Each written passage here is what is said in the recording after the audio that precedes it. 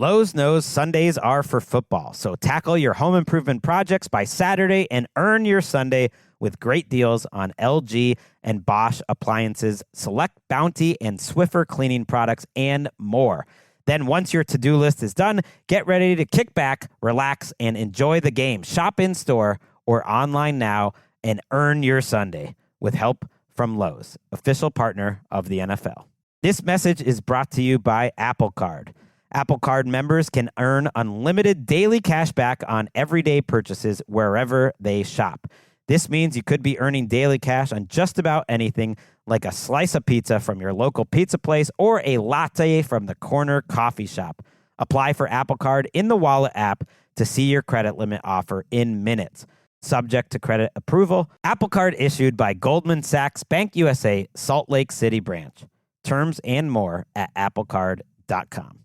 This is Julian Edelman from Games with Names. Now let's get into the serious stuff. We're talking football food, specifically Daisy French onion dip. These are so delicious. They're like homemade dips, made with real herb and spices, also made with some Daisy sour cream. Daisy sour cream is a long-standing staple for Taco Tuesday. They also have Daisy ranch dip. So get out there and give Daisy French onion dip a try. You will not regret it. Jordan and Jake. I feel good. I'm excited, ready to go. DeLome stops. He throws it across field. Guess who? Jordan Gross. Here are your Panther Hall of Honor members, Jordan Gross and Jake DeLome. Good morning, Panther fans. As we're recording this, it's a different voice to start out the show. Usually we have the legendary Jordan Gross introducing us, but he's not here today. And so it's the one and only, the second part of this podcast. I'd like to think I'm 99% of it. Jordan thinks he's the 99%, but this is Jake DeLome here of the Jordan and Jake podcast. And we won't have Jordan this week. We're going to get to that in a second, but I have a special guest, the one and only Kevin Donnalley, former longtime decade-plus player in the NFL and Carolina Panther, member of the 2003 Super Bowl team, dear friend of mine, stud right guard, Mr. Kevin Donnalley. How you doing, Kev? It's fantastic up here in Chapel Hill. Thanks for having me on. Jake, always a fan of you and Jordan's podcast, so I'm thankful to be on here today and just talk a little football. Well, that's what we're going to do, but we're going to get right to it. Why you're on it and why am I hosting it? It's very simple. Our one and only fearless leader, Jordan Gross, who we love, and we all know he took over the Fruitland Grizzlies football program, 3 or 4 years ago, maybe even 5. Time flies. He has accepted the offensive line position coach at the University of Utah, and I couldn't be more happy and proud for him. But I'm just more thinking about the guys he's going to develop and the players that he's going to be able to get that's going to want to play for a top 10 pick, a Utah grad, a multiple Pro Bowler, an All-Pro, unbelievable person, and a teacher in Jordan Gross. I mean, I'm so happy for him. And Kevin, he was a rookie when when your last year playing. You know him. You know what he's like. I can't be more proud that he's going to be the offensive line coach at Utah. No, just a great draft pick by the Carolina Panthers back in 2003. And he was he's just one of those rare rookies that came into the league with a very smart, very quick learner. I was on my last legs. It was my final year in the NFL after playing 13 years and getting to play next to Jordan Gross, a bright-eyed, young, body feeling great Jordan Gross out there, just dominating. It was fun to play next to him. But I think the biggest thing with him was, just a great communicator. And I could see him with all the knowledge he acquired and everything he's done in football, really going the coaching route. I was eager to hear the updates on Fruitland High and what was going on with that team. And now we'll get to hear some things going on with Utah, but I could see the progression coming. I couldn't be happy for him. And Kevin, you said the word rare, and I think you're right. I mean, he was a rare individual. I mean, just in everything that he did, it's almost like, I don't want to say the Renaissance man, but Jordan he thought differently, he acted differently, and I think he took that approach when he played, and then he just developed into that leader, and then he started his own podcast, what This Is Gross, way back when. Then the Sideline Report. I mean, he's just that guy. And then, it's funny. He came and he stepped right in. And Jordan always said this first practice he ever had in Carolina, it's this Julius, this Rucker, it's that defense. And it's like, oh my gosh, I'm the 8th overall pick. Please don't suck. I mean, that was his mentality. And that's kind of, he never thought he was bigger than what he was, but he took that approach in every aspect. No, I think it's great for young people to know that are out there playing football is that you can't ever think you've arrived. Like every day you have to think, how can I get better today? And that was Jordan Gross's approach. A lot of great players I played with, it was the same way that, I played with some guys that are Hall of Famers now, and I'd see them nervous before a game in their 14th year in the league. They've been a Pro Bowler for 8 years, and it's just because they cared about their job that much, and they knew that they could never just rest on, okay, I've made it. Every day you got to try and improve. And so I think he's probably really sorted out how he wants to be as a coach and the different learning things that he's gone through with high school football. And now he can take that to the Utah program. It's got a great tradition, and I'm sure he's going to usher in some fantastic offensive linemen into the league as he gets there for a few years developing guys. Yeah, and listen, I'm starting to get sick of talking about him, but I mean, let's get him off. But how does this work? Recruit comes in, I'm Jordan Gross. I was the 8th overall pick. I went to Utah. I was an All-American. I never got hurt, and I made a bunch of Pro Bowls and an All-Pro. I'm going to make you better. And do you want to be the best you can be as a football player? Great. And if not, then get out. I mean, is that how the conversation works? Jordan's not going to be that, like, this is how it's going to be, get out, But I think that, he has that credibility because of what he's done in the past, and that's going to give him a voice right off the bat. Because every guy going in college, doesn't matter what level, they want to get to the NFL. Every one of them raises their hands. I want to be there. That's where I want to end up. And this is a guy that did that and did that at Utah. And so what a better example of, hey, if you come here, I'm going to develop you and I'm going to get you into the NFL. So those guys are going to listen. And no doubt. And he's a great team.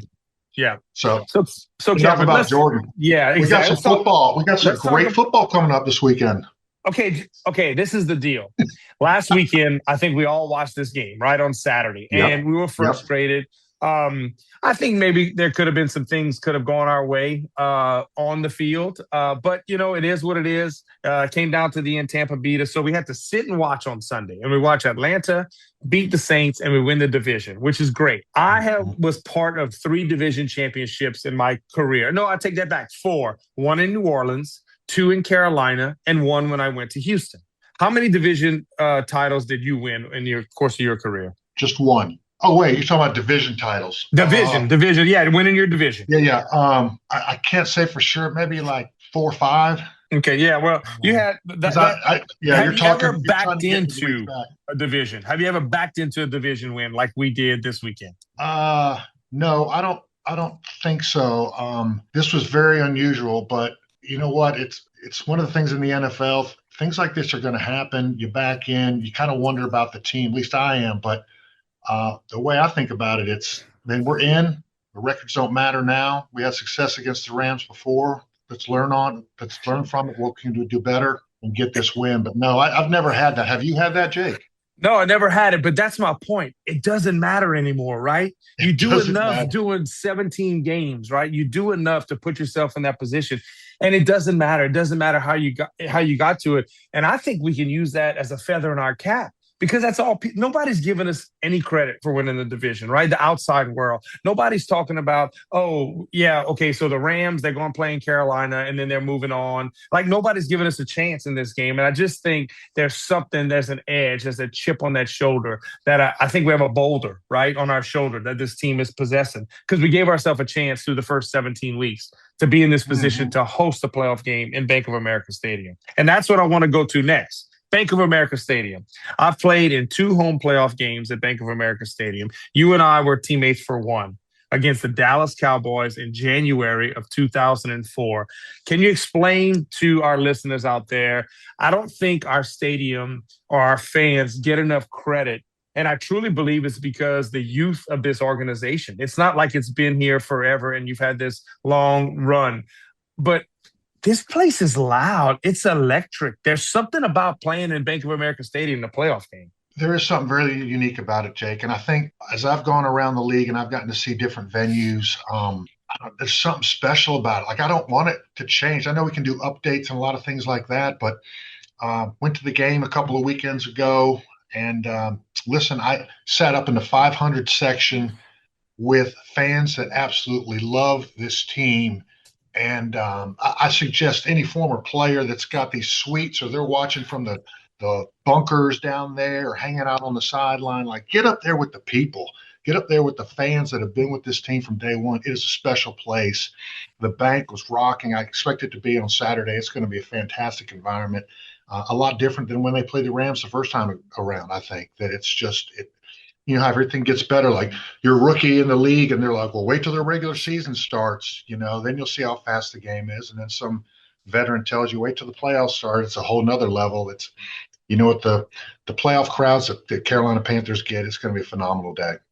I agree with you. And that's what I'm looking forward to. And it was kind of chilly and nasty the first time we played them. And there was something about it. It was something about being grimy. And there's something about running the football and like having takeaways like we did. There's something special about that. And I'm checking out the weather again this weekend.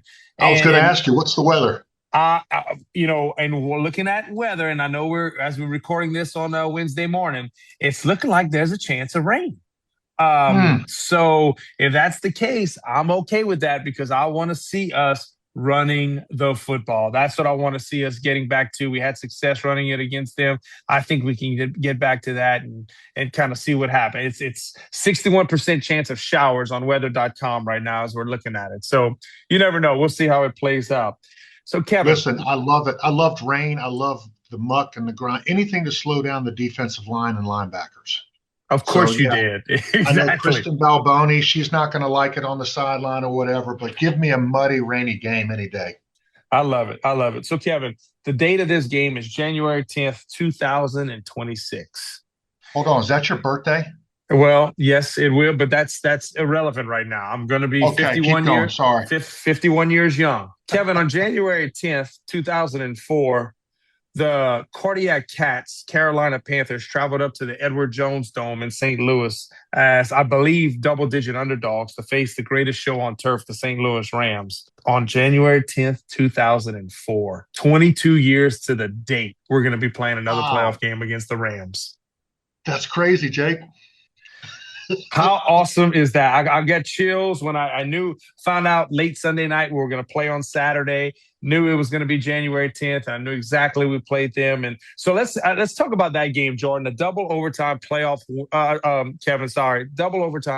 win against the St. Louis Rams, greatest show on turf, and many memories with the ex-clown and all that.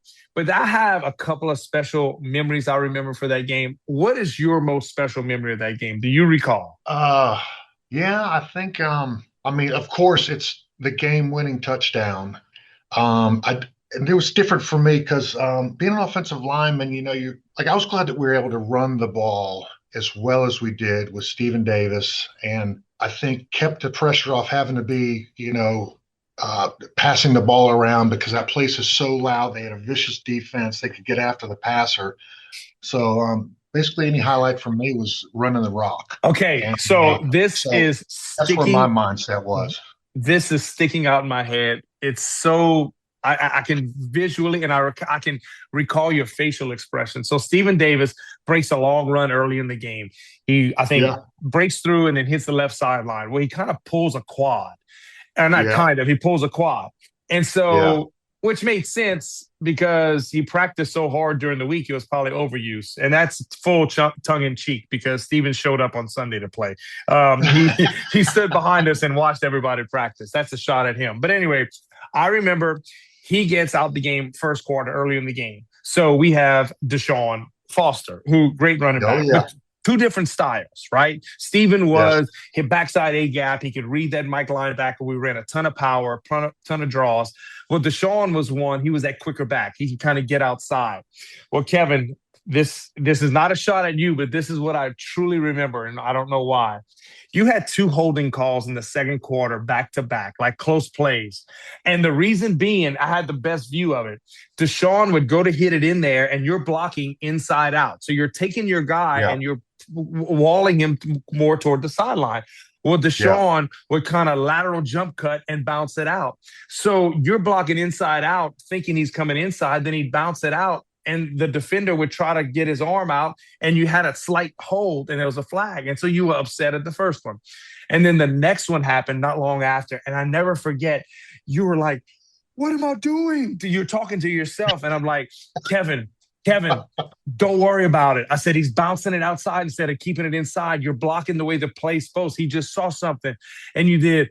You're sure? You were like a young kid trying to get validation. Like, you sure it's okay? So we're getting to half, and we have kind of control of the game. And you were still upset about it. And I'm like, Kevin, it's all right. It's not a problem. And it was almost like a young child, like a 5-year-old, like, you sure I'm safe? You sure it's okay? It's like, I'm telling you, that for some reason just sticks into my mind. And another thing, it was so loud. And we had a lot of run checks with me. You know, green and blue was our run pass checks. Yep. And I would kind of go in a cadence. I would look to the right, look to the left, and then we'd snap the ball. And you would look at me with your eyes and see which way I would sway to get into the rhythm. And it was kind of almost a guesstimate of when we were going to snap. And it was such a credit to you guys up front. Kyle, Leonard Little, and all the other guys they would get up the field, and we just did a great job of trying to control that game. And what a great win. And I'm looking forward to 22 years later, see if we can kind of replicate that in Bank of America Stadium this week. Well, we got to keep the Panthers. I mean, the penalties down this week. I think the last game we played them, we had a lot of penalties in the regular season when we beat them in the Bank a few weeks ago. But Jake, you're right. You never want to be the cause of loss of chance of getting points. And so my takeaway from that, I got those couple of holding calls. We were like 3rd and 35, and it was Jermaine Wiggins caught a nice little drag route maybe over the middle and picked up a bunch of yards that at least got us back in field goal range, and John Casey got the 3 points. So it got me out of my phone. Well, it's funny, you know what? It comes right back to you, right? These memories just start flooding back into your mind. And that's what I think.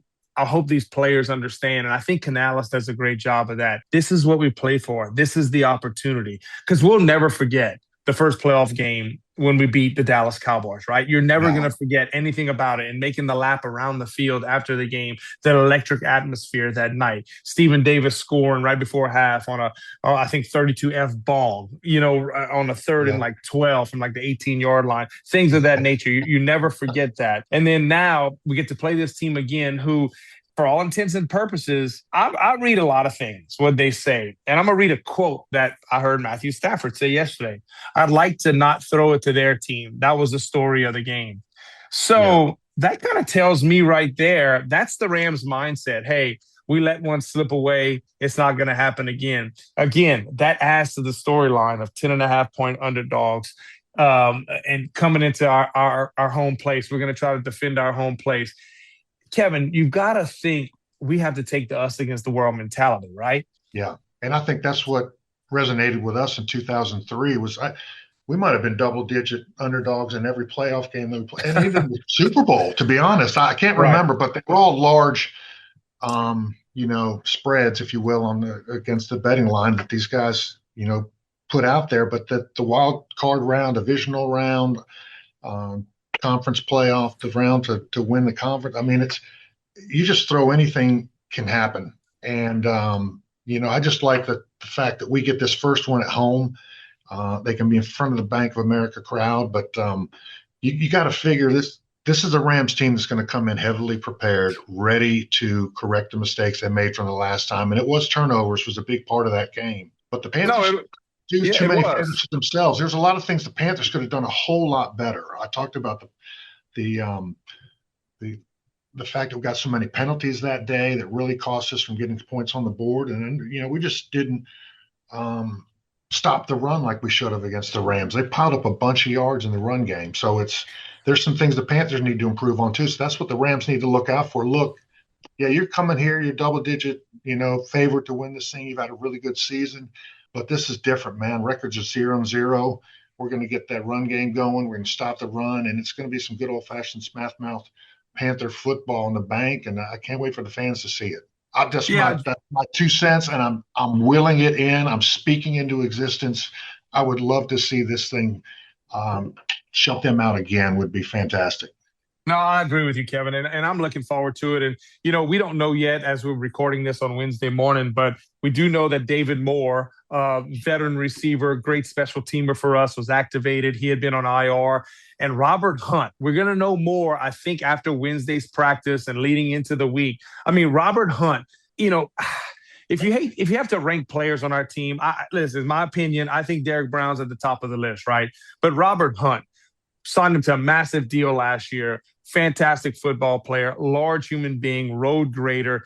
And if there's a possibility that he could maybe step in and play this week, and I'm hoping, and if he doesn't, I think Austin Corbett's done a fantastic job. But when you get a player the size of Robert Hunt, and the body would be fresh, that's something that could be a big boost to this football team going forward. Because one of the main things of our last game, the Rams had the football for 3 possessions in the second half.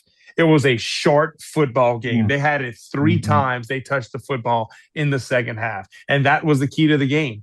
And so we need to play error-free football.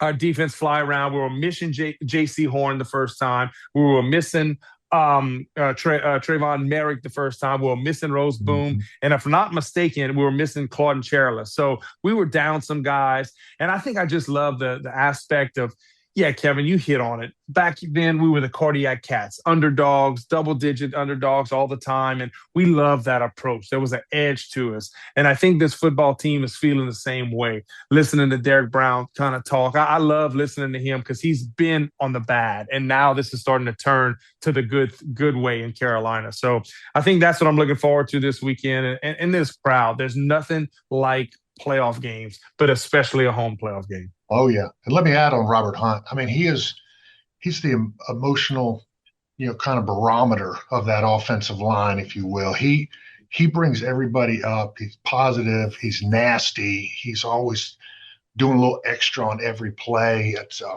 He's a leader of that group, a vocal leader, and they've done a great job keeping it together without him in there. They got some great players. And it's been a strong offensive line, but you can't put a price on what he means leadership-wise and the energy that he's going to bring. That could be a big contributing factor. So let's do this, man. Let's get this win on Saturday. I would love it. For your birthday, turning what, 51? 51 years young, buddy. Old. Oh, my God, you're so old. Yeah, I know. It happens. But you know what? I feel young, so that's the thing. And the positive thing is 51 years old, and I don't have to play this week. I get to watch. And I get to watch and call the game, Luke and I, along with Anish and all the other guys. And it's going to be so fun. Hopefully it's a packed house. I think it will be loud, be electric, because I don't know if you can put into words what it means to have a loud crowd. And you hit it, the defensive line, like things of that nature. You want, we want to be able to get off our defensive line, get off the ball when it's loud, and the Rams not being able to hear. Those are things that I think are just so crucial. And it just adds to everything up to this playoff game. Yeah, I agree with that 100%. And watching this thing, it's just been, I've enjoyed seeing Coach Canales and this whole process with him being here and how this team's just improved steadily week in and week out over the course of this season. I know it was kind of up and down with a win and a loss and all that, but it's just part of the growing process. And I just like the way the team's playing right now. I know it ended up with a loss, but it was still tough. We're going to get hopefully a couple players back this week that could really make a huge impact in the game. And just bigger picture, just seeing where this team's going. It's just you see bright things ahead for this team. This could be just a taste, this playoff game this weekend, in terms of big picture. Hopefully things continue well this year, but if not, I love the path that they're on, and you got to love it, Jake. It's just been fun to see this team really grow over the last 17 weeks. No, it has, Kevin. I think you hit it on the head. Not much more needs to be said as we wrapping this up. You nailed it. And you listen, I think we're playing decent football. I really do. Yeah, last week in that weather in Tampa, we had a few calls that I think affected the game, to be quite honest, and more than a few. But our team showed resiliency. We showed a bunch of fight. I like the way we played against Seattle, who everybody's considering one of the best teams in the league. So I think we're battle tested, and I think we're going to show up and we're going to play well, and I'm looking forward to it. But Kevin, I can't thank you enough for sitting in for our beloved co-host Jordan Gross as he starts his new venture and going down memory lane. And hopefully we can talk about, next week, possibly talk about a win and talk about new memories that will be made in Bank of America Stadium this weekend. Let's do it. Jake, it's a pleasure, man. Always being with you. Producer Matt out there in digital land. Love you, brother. Thanks for having me on. All right, Kev. Take care, man. Go Panthers. You got it. Keep pounding.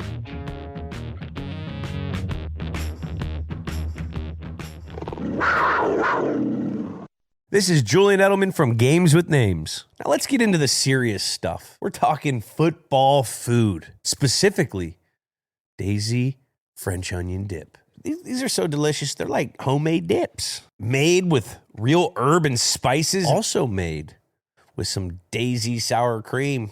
Daisy sour cream is a long-standing staple for Taco Tuesday. They also have Daisy ranch dip. So get out there and give Daisy French onion dip a try.